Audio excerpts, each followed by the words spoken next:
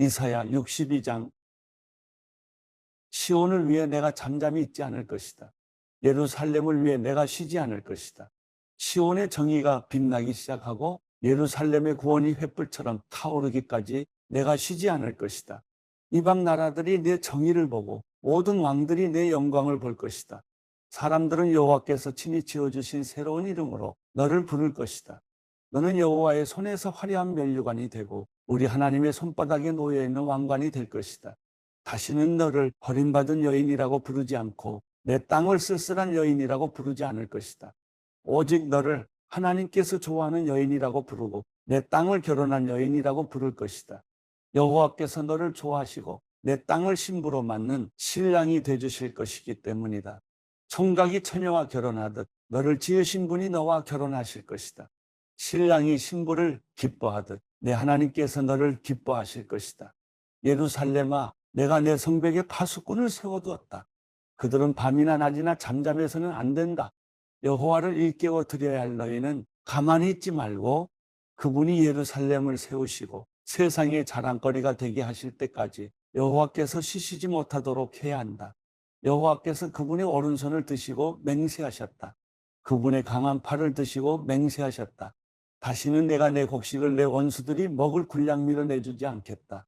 다시는 내가 땀 흘려 얻은 신선한 포도주를 이방 사람들에게 내주지 않겠다. 곡식을 거둔 사람이 그것을 먹고는 여호와를 찬양하고 포도를 거둔 사람이 내 성소의 뜰에서 그것을 마실 것이다. 나아가라. 성문을 지나 나아가라. 백성이 돌아올 길을 닦아라. 도두어라. 큰 길을 도두어 만들고 돌들을 치워라. 뭇백성 위로 깃발을 올려라. 보아라. 여호와께서 땅끝까지 들리도록 선포하셨다. 딸 시온에게 전하여라. 보아라. 내 구원자가 오신다. 보아라. 상급으로 따내신 백성을 데리고 오신다. 보답으로 받으신 백성을 앞세우고 오신다. 사람들은 그들을 거룩한 백성, 여호와께서 값을 주고 건져내신 자들이라고 부르겠고 너를 찾은 성읍, 버릴 수 없는 성읍이라고 부를 것이다. 이사야 63장. 에돔에서 오시는 이분은 누구신가? 주홍빛 옷을 입고 보스라에서 오시는 이분은 누구신가? 광채로 옷을 입고 그 큰 힘으로 터벅터벅 걸어오시는 이분은 누구신가? 나는 정의를 말하며 구원할 만한 힘을 가진 자다.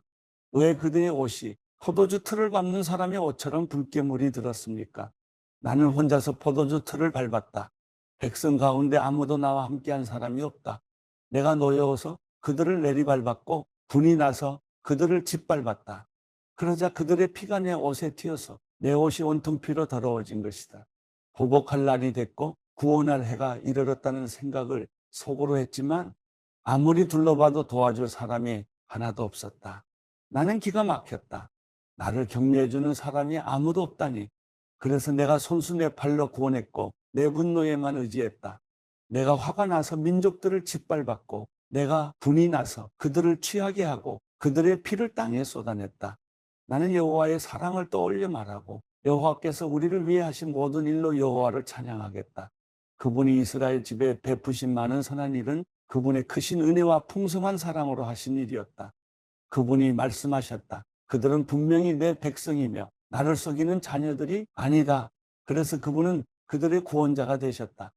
그들 모두가 고난을 받을 때 그분도 친히 고난을 받으셨다. 천사를 보내 구하시지 않고 그분이 친히 그들을 구해주셨다. 그들을 사랑하시고 가엾게 여기셔서 그들을 구하신 것이다. 긴긴 세월 동안 언제나 그들을 높이 드시고 안아주셨다. 그러나 그들이 반역하고 그분의 거룩한 마음을 슬프게 했다. 그래서 그분은 그들의 원수가 되셔서 친히 그들과 싸우셨다. 그러다가 그들은 오래전 모세의 시절을 떠올렸다. 양떼를 거느리던 목자를 바다에서 이끌어 올리신 그분이 지금은 어디에 계실까? 그들 가운데 그분의 거룩한 영을 넣어주신 그분이 지금은 어디에 계실까? 그분의 영광스러운 팔로 모세의 오른손을 붙들어 이끄시고 백성 앞에서 물을 갈라서 그 이름을 영원히 명예롭게 하신 그분이 지금은 어디에 계실까? 말이 들판을 내달리듯 그들을 이끌어 비틀거리지 않고 깊은 바다를 걸어가게 하신 그분이 지금은 어디에 계실까? 평원으로 내려가는 솥대처럼 여호와의 영이 그들을 쉬게 하셨다. 주께서 이렇게 주의 백성을 인도하셔서 그 이름을 스스로 영광스럽게 하셨다. 하늘에서 내려다보시고 거룩하고 영광스러운 주의 높은 보좌에서 굽어보십시오. 주의 열정과 주의 강한 힘은 이제 어디에 있습니까? 주의 간절함과 주의 긍휼이 우리에게서 이제 그쳤습니다. 그러나 주께서는 우리 아버지십니다. 비록 아브라함이 우리를 알지 못하고 이스라엘이 우리를 인정하지 않는다 해도 여호와여, 주는 우리 아버지시고 옛날부터 주의 이름은 우리의 속량자이십니다. 여호와여, 왜 우리를 주의 길에서 떠나 헤매게 하시고 우리의 마음을 굳어지게 하셔서 주를 두려워하지 않게 하십니까? 주의 종들을 굽어 살피시고 주의 유산인 지파들을 생각하셔서라도 돌아와 주십시오. 잠시 동안 주의 백성이 주의 성소를 차지했었지만 이제 우리의 원수들이 주의 성소를 짓밟았습니다. 우리는 주께서 오랫동안 전혀 다스린 적이 없는 사람들처럼 됐습니다. 주의 이름을 부르지 않은 사람들처럼 됐습니다.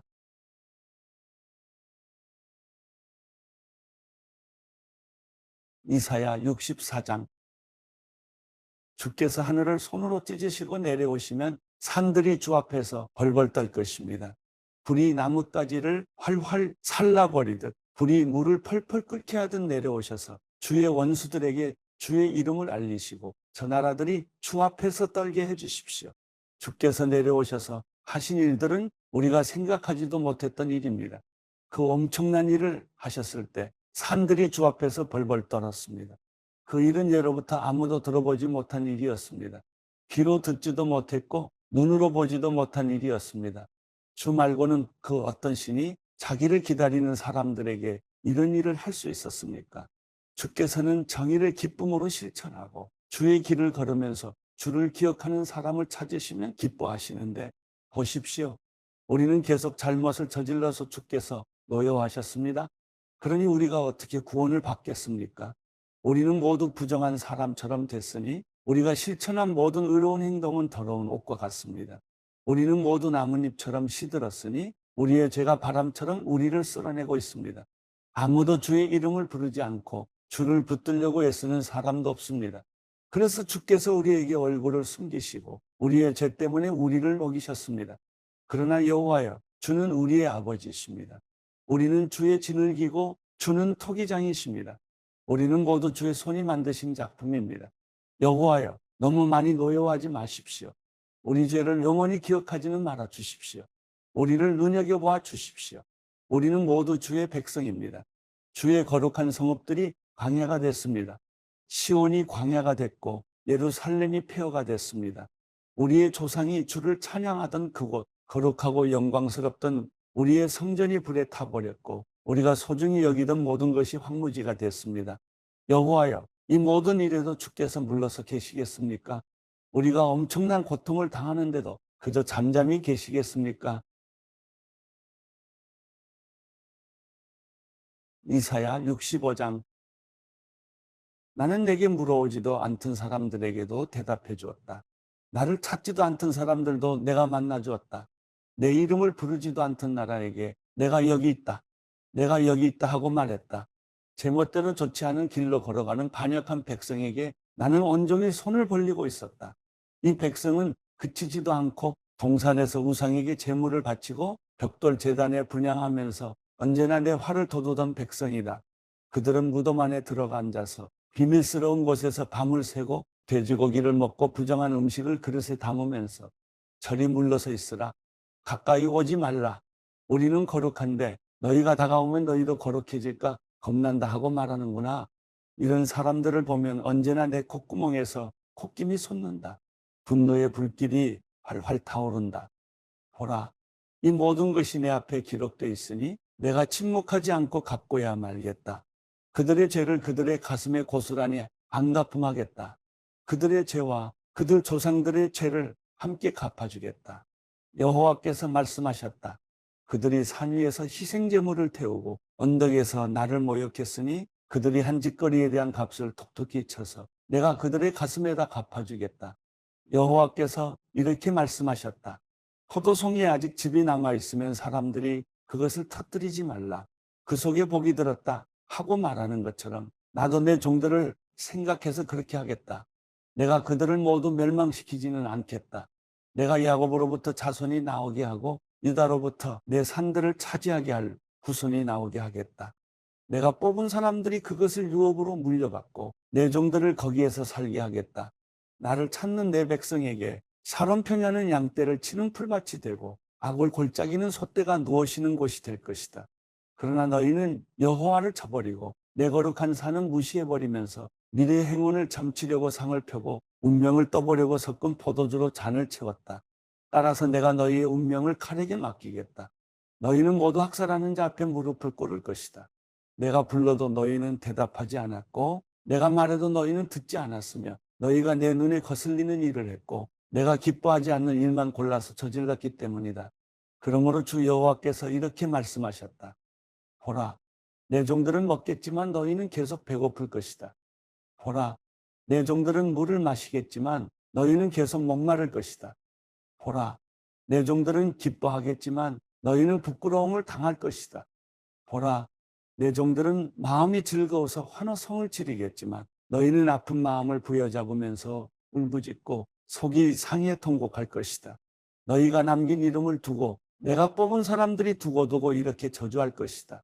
주 여호와께서 너를 죽게 하시겠지만 주의 종들에게는 새로운 이름을 주실 것이다.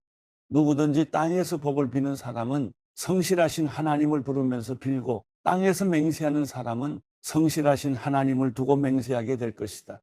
지난날의 고통은 잊혀지고 다시는 내 눈앞에 나타나지 않을 것이니 보라, 내가 새 하늘과 새 땅을 창조할 것이니 이전 일은 기억나지 않을 것이고 마음에 떠오르지도 않을 것이다.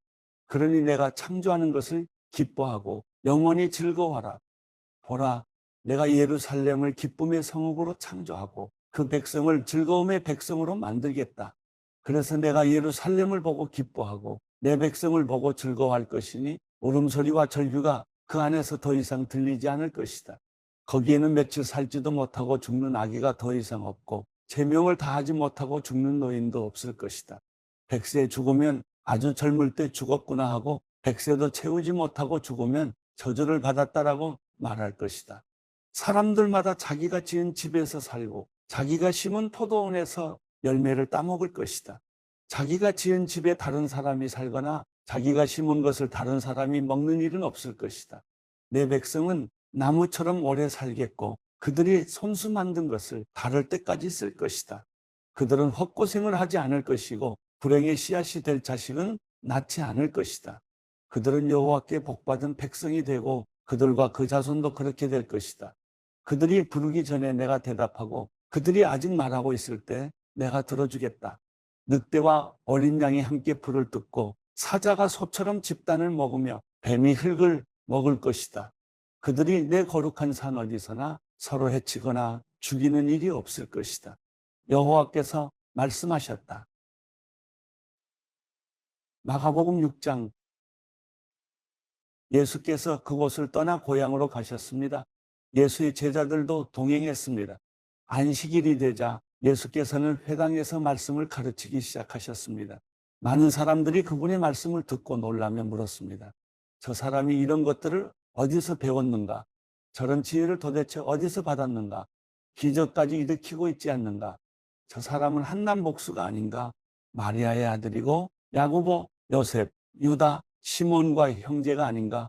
그 누이들도 여기 우리와 함께 있지 않는가? 그러면서 사람들은 예수를 배척했습니다. 예수께서 그들에게 말씀하셨습니다. 예언자는 자기 고향과 자기 친척과 자기 집에서는 배척당하는 법이다. 예수께서는 그저 아픈 사람들 몇 명만 안수해 고쳐주셨을 뿐 거기서 다른 기적은 일으키실 수 없었습니다. 그리고 예수께서는 그들이 믿지 않는 것에 놀라셨습니다.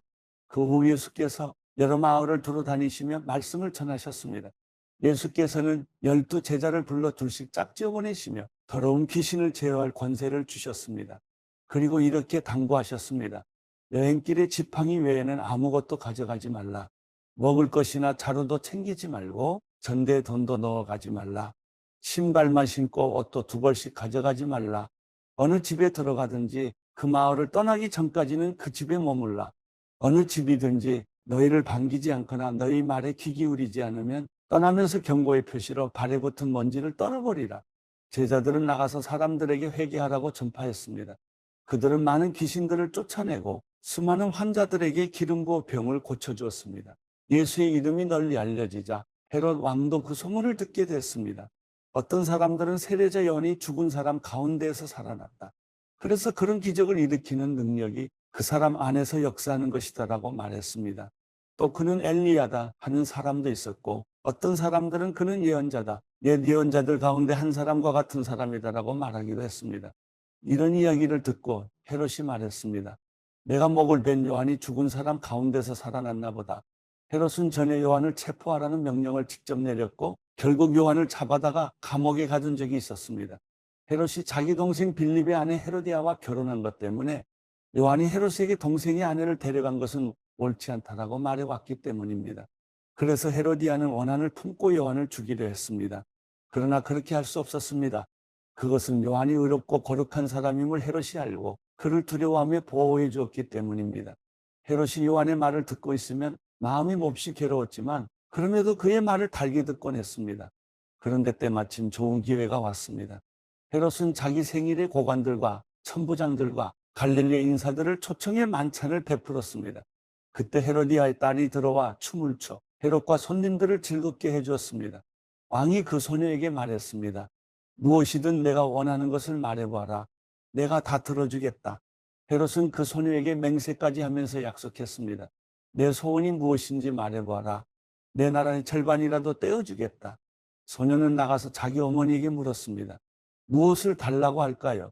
그 어머니가 대답했습니다. 세례자 요한의 머리를 달라고 해라. 소녀가 곧장 왕에게 달려가 요구했습니다. 지금 곧 세례자 요한의 머리를 쟁반에 담아 제게 주십시오. 왕은 몹시 난감했습니다. 그러나 자기가 맹세한 것도 있고 손님들도 보고 있어서 그 요구를 도저히 거절할 수 없었습니다. 그래서 왕은 곧 호위병을 보내 요한의 목을 베어오라고 명령했습니다. 호위병은 가서 감옥에 있는 요한의 목을 베어 그 머리를 쟁반에 담아가지고 돌아와 소녀에게 주었습니다. 그 소녀는 그것을 자기 어머니에게 갖다 주었습니다. 요한의 제자들이 이 소식을 듣자마자 달려와 시신을 가져다가 무덤에 안치했습니다. 사도들이 예수께 돌아와 자기들이 한 일과 가르친 것을 모두 보고했습니다. 그런데 거기에는 오가는 사람들이 너무 많아 예수와 제자들은 먹을 겨를조차 없었습니다. 예수께서 그들에게 말씀하셨습니다. 외딴 곳으로 가서 잠시 쉬라. 그래서 그들은 따로 배를 타고 외딴 곳으로 갔습니다. 그런데 많은 사람들이 그들이 떠나는 것을 보고 그들을 알아보았습니다. 그러고는 여러 마을에서 달려나와 길을 따라 걸어가서 그들보다 그곳에 먼저 가 있었습니다. 예수께서 도착해 많은 사람들을 보시고 목자 없는 양들 같은 그들을 불쌍히 여겨 그들에게 여러 가지로 가르쳐 주기 시작하셨습니다. 날이 저물어가자 제자들이 예수께 다가와서 말했습니다. 이곳은 빈들인데다 시간도 벌써 많이 늦었습니다. 사람들을 보내 가까운 마을이나 동네에 가서 각자 먹을 것을 사 먹게 하시지요. 그러자 예수께서 대답하셨습니다. 너희가 그들에게 먹을 것을 주라. 제자들이 예수께 말했습니다. 그러면 우리가 가서 200데나리온 어치를 사다가 그들에게 먹이라는 말씀입니까? 예수께서 물으셨습니다. 빵이 얼마나 있느냐? 가서 알아보라. 그들이 알아보고 말했습니다. 빵 5개와 물고기 2마리가 있습니다. 그러자 예수께서는 사람들을 모두 풀밭에 무리를 지어 앉히라고 제자들에게 지시하셨습니다. 그래서 사람들은 100명씩 50명씩 무리를 지어 앉았습니다. 예수께서는 빵 5개와 물고기 2마리를 들고 하늘을 우러러 감사 기도를 드린 후 빵을 떼셨습니다. 그리고 제자들에게 주어 사람들 앞에 갖다 놓으라고 하셨습니다. 예수께서는 물고기 2마리도 그들 모두에게 나눠주셨습니다. 사람들은 모두 배불리 먹었습니다. 제자들이 남은 빵 조각과 물고기를 모으니 12바구니에 가득 찼습니다. 빵을 먹은 남자 어른만도 5,000명이었습니다. 예수께서 곧 제자들을 배에 태워 호수 건너편 벳세다로 먼저 가게 하시고 사람들을 돌려보내셨습니다. 그들을 보내신 뒤 예수께서는 기도하려고 산으로 올라가셨습니다. 밤이 되자 배는 호수 한가운데 있었고 예수께서는 혼자 무태 계셨습니다. 예수께서는 제자들이 강한 바람 때문에 노젓느라 안가림을 쓰는 것을 보셨습니다. 이른 새벽에 예수께서 물 위를 걸어 그들에게 나아가시다 그들 곁을 지나가려고 하셨습니다. 예수께서 물 위를 걸어오시는 것을 본 제자들은 유령인 줄 알고 소리를 질렀습니다. 그들 모두 예수를 보고 겁에 질렸습니다. 그러자 곧 예수께서 그들에게 말씀하셨습니다. 안심하라, 나다. 두려워하지 말라. 그리고 예수께서 제자들이 탕배에 오르시자 바람이 잔잔해졌습니다. 제자들은 몹시 놀랐습니다. 그것은 제자들이 예수께서 빵을 먹이신 기적을 보고도 아직 제대로 깨닫지 못하고 마음이 둔해져 있었기 때문입니다. 그들은 호수를 건너 게네사렛에 도착해 배를 태웠습니다. 그들이 배에서 내리자 사람들은 예수를 즉시 알아보았습니다. 사람들은 온 지역을 뛰어다니며 예수께서 계시는 곳이면 어디든지 아픈 사람들을 자리에 눕힌 채 짊어지고 오기 시작했습니다. 예수께서 가시는 곳이면 어디든지 마을이든 도시든 농촌이든 할 것 없이 사람들은 아픈 사람들을 시장에 데려다 두고 예수의 옷자락이라도 만질 수 있도록 간청했습니다. 그리고 손을 댄 사람들은 모두 병에서 나았습니다. 마가복음 7장. 예루살렘에서 온 바리새파 사람들과 몇몇 율법학자들이 예수 곁에 모여 있다가 예수의 제자들 가운데 몇 사람이 손을 씻지 않고 더러운 손으로 음식을 먹는 것을 보았습니다. 바리새파 사람들과 모든 유대 사람들은 장로들의 전통에 따라 손 씻는 정결 의식을 치르지 않고는 먹지 않았고 시장에 다녀와서도 손을 씻지 않고는 음식을 먹지 않았습니다. 그들이 지키는 규례는 이것 말고도 잔과 단지와 녹그릇을 씻는 등 여러 가지가 있었습니다. 그래서 바리새파 사람들과 율법학자들이 예수께 물었습니다. 왜 선생님의 제자들은 장로들이 전해준 전통을 따르지 않고 더러운 손으로 음식을 먹습니까? 예수께서 대답하셨습니다. 너희 위선자들에 대해 이사야가 예언한 말이 옳았다. 성경에 이렇게 기록됐다. 이 백성들은 입술로만 나를 공경하고 마음은 내게서 멀리 떠났다. 사람의 훈계를 교리냥 가르치고 나를 헛되이 예배한다. 너희가 하나님의 계명은 버리고 사람의 전통만 붙들고 있구나. 그리고 예수께서 그들에게 말씀하셨습니다. 너희는 너희만의 전통을 지킨다는 구실로 그럴듯하게 하나님의 계명을 제쳐두고 있다. 모세는 내 부모를 공경하라라고 했고 누구든지 자기 부모를 저주하는 자는 반드시 죽을 것이다 라고 했다. 그러나 너희는 내가 아버지나 어머니에게 드리려던 것이 고르반 곧 하나님께 드리는 예물이 됐다라고 하면 그만이라면서 너희 부모를 더 이상 봉양하지 않으니 너희는 전통을 핑계 삼아 하나님의 말씀을 유명무실하게 만드는 것이 아니냐. 또 너희가 많은 일들을 이런 식으로 행하고 있다. 예수께서 다시 사람들을 불러 말씀하셨습니다. 너희는 모두 내 말을 잘 듣고 깨달으라. 몸 밖에 있는 것이 사람 속으로 들어가 사람을 더럽게 하지 못한다. 오히려 사람 속에서 나오는 것이 사람을 더럽게 하는 것이다.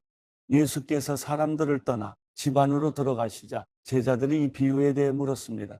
그러자 예수께서 물으셨습니다. 너희는 아직도 깨닫지 못하느냐? 몸 밖에서 사람 속으로 들어가는 것이 사람을 더럽게 하지 못하는 것을 너희가 알지 못하느냐? 그것은 사람의 마음으로 들어가는 것이 아니라 배 속으로 들어갔다가 결국 몸 밖으로 나오기 때문이다. 그러므로 예수께서는 모든 음식은 깨끗하다라고 선포하신 것입니다. 예수께서 이어 말씀하셨습니다. 사람 안에서 나오는 것이 바로 사람을 더럽게 하는 것이다.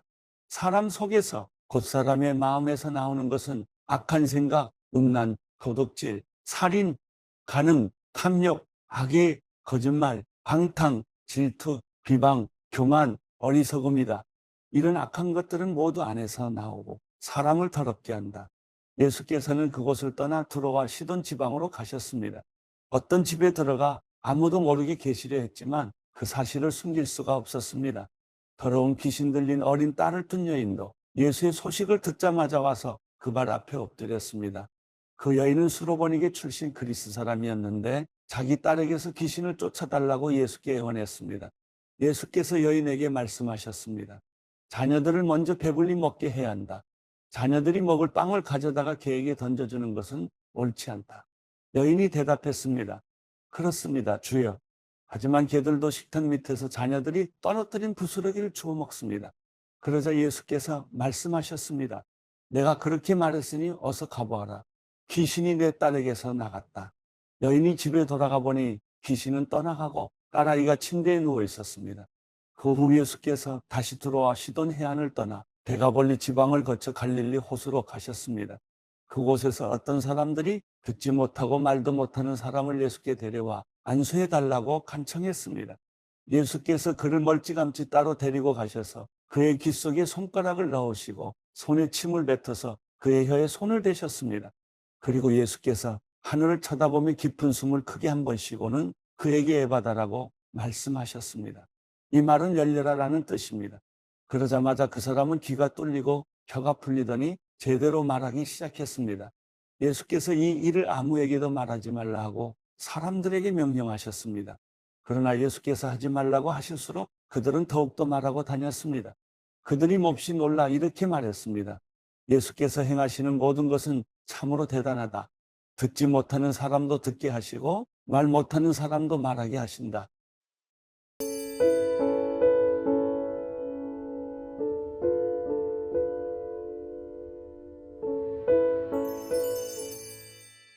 시편 19편. 하늘이 하나님의 영광을 선포하고 창공이 그 손으로 하신 일을 보여줍니다. 날이면 날마다 말씀을 쏟아붓고 밤이면 밤마다 지식을 나타냅니다. 말도 언어도 없고 들리지도 않는 그 소리가 온 땅에 퍼져나가고 그 말들이 세상 끝까지 이릅니다. 그분이 해를 위해 저 하늘에다 장막을 치셨습니다. 해가 자기 방에서 나오는 신랑같이 경주하는 힘센 장사같이 기뻐하며 하늘 이 끝에서 올라와 반원을 그리며 하늘 저 끝으로 집니다. 그 뜨거운 열기를 피해 숨을 사람이 아무도 없습니다. 여호와의 율법은 완전해서 영혼을 되살리고 여호와의 증거는 확실해서 어리석은 사람을 지혜롭게 만들며 여호와의 율법은 올바르니 마음에 기쁨을 주고 여호와의 계명은 순전해서 눈을 밝혀줍니다. 여호와를 경외하는 것은 신성한 일이라 영원히 지속되며 여호와의 판결은 참되고도 의롭습니다. 이는 금보다 순금보다 더 귀하고 벌집에서 뚝뚝 떨어지는 꿀보다 더 답니다. 주의 종들이 이것들로 경고를 받아 이를 지키면 큰 상이 있습니다. 누가 자기 실수를 낱낱이 할 수 있겠습니까? 내게 감춰진 잘못을 깨끗하게 하소서. 또한 주의 종이 알고도 죄짓는 일이 없게 하시고 그 죄가 나를 지배하지 못하게 하소서. 그러면 내가 흠이 없게 되고 큰 죄에서 결백할 것입니다. 오 여호와여, 내 반석이여, 나를 구원하신 주여, 내 입의 말과 내 마음의 묵상이 주께서 받으실 만한 것이 되기를 원합니다.